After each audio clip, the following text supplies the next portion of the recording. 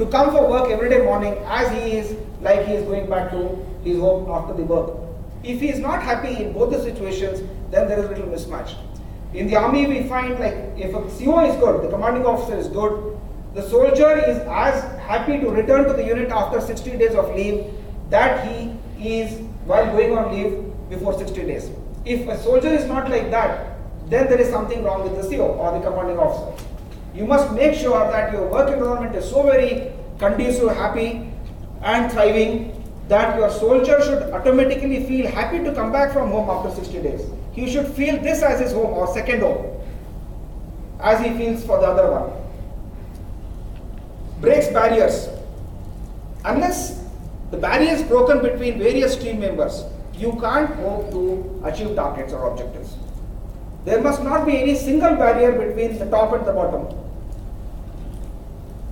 Organization works as a system. What is a system? Anybody? What is a system? Process. Okay. Good. Any other thing? Why we call it system? Programmatic task. Okay. Come again. Programmatic task. Okay. What is a system? Why do we call it a digestive system, reproductive system, or brake system, or acceleration system, or what we call lubrication system in a vehicle? Why? What is a system? Things to do. Okay, it is. I'll just give you. System is an organization or a component made up of interconnected and interdependent parts. Several things. Yeah, it is made up of several things, but they are all interconnected and interdependent. That is why in a lubrication system, we have various components of a vehicle which are interconnected and interdependent. In a digestive system, we have various organs of the body which are interconnected and interdependent. That is why it is known as a system. So if your office has to work as a system and not as a silo, the opposite of system is silo. Silo means each man works in a compartmentalized system. He works in a compartment. He is not bothered about what the other guy is doing. Most of the government organizations where the lethargy set in, they work in a silo system. Not anybody knows what the other guy is doing. But most of the corporate guys are working in a system because you all are interconnected and interdependent. That is the difference between working in a silo system or as a system. Right. The role of a leader. Nirup told me that they're all leaders in their own ways, and so they're all attending this seminar. I thought I'll put a slide for you people. How is leader crucial to team building? And leader plays the single most important role in any team. Right? Unless you do this, you can't achieve or you can't dream to have a good team under you. First one is recognize uniqueness. You must recognize that man is different. Every human being is different. He is not wrong. He is different and he is made differently. There was a story about a lady who was living on a hilltop, right? And at the ground level, at the base of that hillock, was a big pond. And this lady used to carry, and the old days, you remember that one big rod used to be there, and at the extreme ends of this rod, there used to be two pots where a guy used to carry water from the well to his house. There was no tap system then. When we were small kids, taps were there, but then they used to come once in 2 days or 3 days. So we used to carry or ferry water from the well to our house using that rod and with two potholes or with the two pots on the other two extremes. Now this lady used to carry from the base to her house on top. She used to carry this two pots hung on either side. Now out of the two pots, one pot had a small hole. So by the time that lady reached her house, after about 20 minutes of trek up the hill, that pot would have lost about half the quantity of water of what she would have filled initially, because it is dripping. Now, after about few days, that pot said to itself that, this lady, she toils so much, she takes me down, fills me with water, gets me up every day, but by the time I reach my house or reach her house, I am half empty. So I am not of much use to this lady. Whereas the other pot is full. It is as it was. So this pot is feeling bad about itself.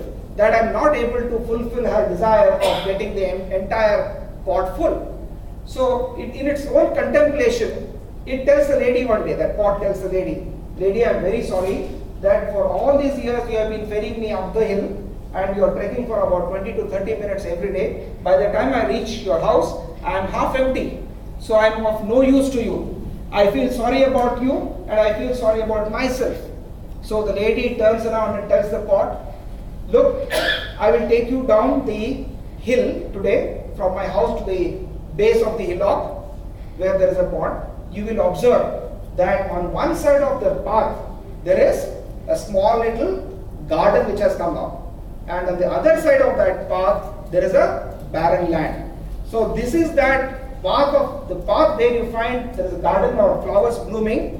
It is the side on which you come every day. Since you are dripping water, what has happened is there is a pathway lined up with flowers. Since you are dripping water there, because of that, there is a nice garden or a nice flower bed which has come up all along that route. On the other side, since the pot it does not drip any water, there is a barren patch all along. So what I am trying to tell you is, each human being, however whatever deficiency he would be having, he still performs a role. So that uniqueness of every individual, you need to understand as a team leader. Replace I with we. Now when you write to your boss, I'll tell you, like we used to write DO letters, demi-official letters they are called. Like if I as a commanding officer, I write to the general officer commanding division, who is my boss. I used to write to him, dear general, we in 527 ASC battalion ASC. My first sentence is to start with we and not I, because I do not represent my unit. We as a team represent. So when you write a mail to your boss, say we in Bijapur have done this, we in Gulbarga have done this, we in Shimoga have done this. The very fact that you start saying we and not I will also put your own perspective differently, and it will give a spin to the thinking of your own subordinates. Once they see that letter, that you are not trying to bolster your own image or trying to look yourself good and trying to run down the subordinates, they will give their maximum to you. So there used to be, like, there was a CO in our force who used to, when senior officer used to come for any visit, he used to introduce his subordinates. Sir, he is Captain Dinesh. His work is excellent. He's very good in automobiles. He's very good in computerization. He's very good in documentation. He's good in training. Like that, like he used to praise his officers. So the GOC used to go back and feel that all the members of, this man was Colonel Mitra. That time he was CO, now he retired as General Mitra. But when he was the CO, he used to praise his officers in front of the GOC.